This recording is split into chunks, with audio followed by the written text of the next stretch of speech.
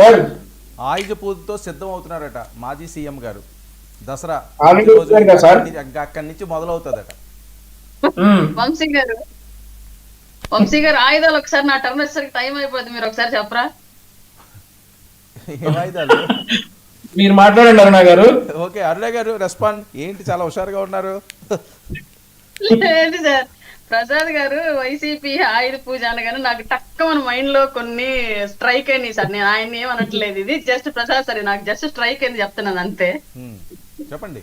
వాళ్ళ ఆయుధాలు అంటే జనరల్ గా అందరికీ గుర్తొచ్చారు సార్.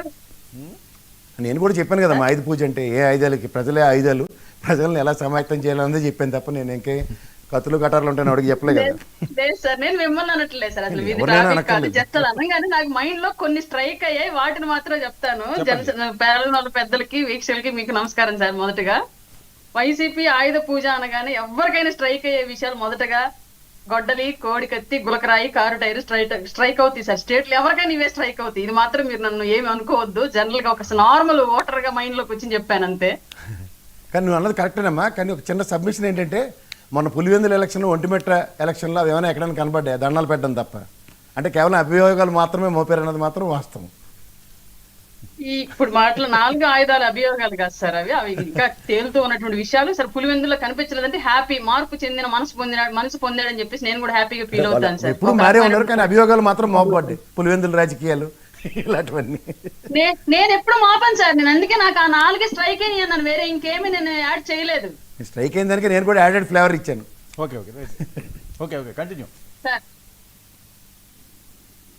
చెప్పమ్మా. సార్ జనరల్ గా ఎవరైనా సరే దసరా తర్వాత అన్ని పార్టీలు కూడా వారి వారి రాజకీయ వ్యూహాలని ఈ రోజు రాష్ట్రంలో తెర మీదకి తీసుకొచ్చుకున్నటువంటి విషయం అయితే ప్రజెంట్ జరుగుతోంది. రీసెంట్ గా వైజాగ్ వేదికగా జరిగినటువంటి మా పార్టీ మీటింగ్ లో కూడా పవన్ కళ్యాణ్ గారు దసరా తర్వాత కొన్ని పార్టీల ప్రణాళికలు అలాగే కొన్ని నిర్మాణాలు కూడా చేపడతామని చెప్పేసి త్రిశూల వ్యూహాన్ని దానికి నామకరణం కూడా చేసి రాజకీయంగా ముందుకు వెళ్తానికి ప్రణాళికలు సిద్ధం చేసుకోవడం జరుగుతోంది.